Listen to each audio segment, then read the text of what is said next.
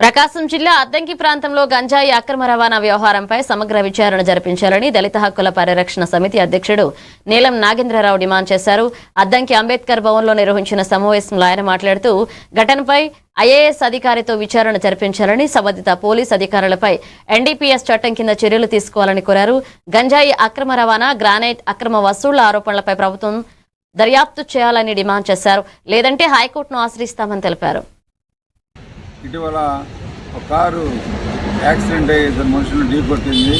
తీరా ప్రజలు వెళ్ళి ఆ కారులో ఎవరున్నారని చెప్పి చూస్తే యాక్సిడెంట్ చేసింది ఎవరా అని ఆ కారులో సంతమాకి అంతకుముందు ఇక్కడ దరిసేసా చేశాడు మురళి అని. ఆయన ఇప్పుడు దాచేపల్లి ఏదో ఆ ఏరియాలో పల్నాడు ఏరియాలో సీగా పనిచేస్తున్నాడు.